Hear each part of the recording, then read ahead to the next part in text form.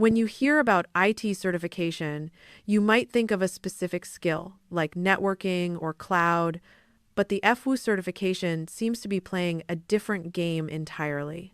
It's pitched as this bridge between knowing the traditional network and actually mastering the applications that run on it. That's the perfect way to put it. It's not just another badge. We're looking at their Lansenling Archelu roadmap, and it's a tiered system with tracks for management, security, and specialization. But the front door for everyone, no matter what, is the FWU certified BIGIP administrator, or FWU-CA.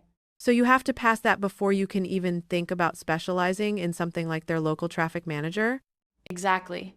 And what's interesting is how they've built it like a pyramid. You can't just jump into the high-level expert or professional roles. It's like they're saying you can't be a race car driver if you haven't even passed your basic driver's test first. You have to prove you understand the fundamentals of their TMOS management system. So it's essentially a prerequisite-heavy journey. Right. And the aha here is that FWU isn't just testing. If you can click buttons in a dashboard, they are verifying you can integrate the entire application stack. That's why that FWU-CA foundation is so non-negotiable and why the industry takes it seriously. It's a rigorous gateway for sure. But once you decide to start that climb, the real question becomes, what does the actual battlefield of the exam look like? Well, that's where it gets even more interesting. Let's talk logistics then.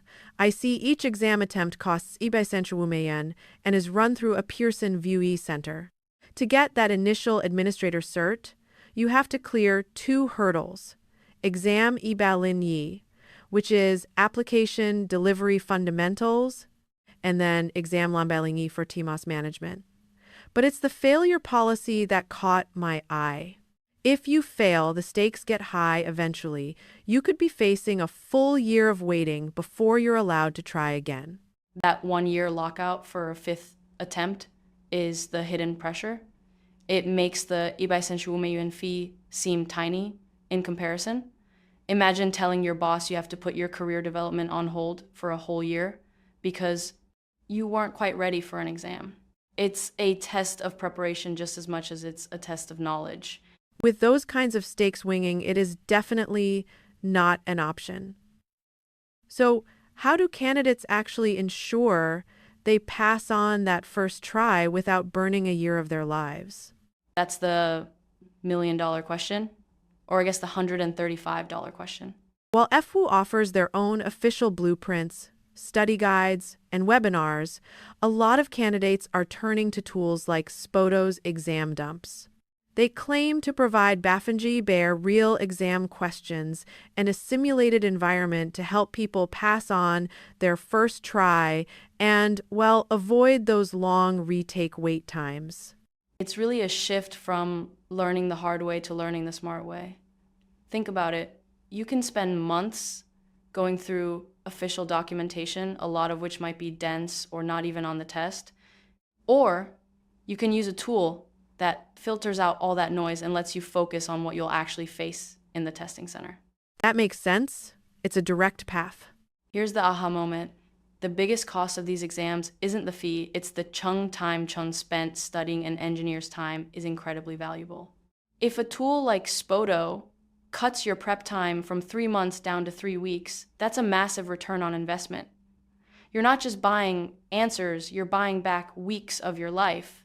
It's about optimizing for the result. And when you get that result, I imagine the professional landscape starts to look very different. Absolutely. So if we were to boil this all down, there are a few critical things to remember. First, there's a mandatory starting line. You have to pass exams Ibalingi and Lambalingi to become an FWU-CA. There are no shortcuts around that foundation. Got it. The pyramid base is non-negotiable. Second is the cost of failure. The Ibai Senshuwumeyun is one thing, but that potential 1-year mandatory wait period for repeated failures is the real risk. It forces you to take your preparation seriously. Right, which leads to your third point. Exactly. It becomes about precision over volume instead of spending months on theory. Candidates are using targeted resources like exam dumps that focus on Beifinger eBay real questions to ensure they pass on the first attempt.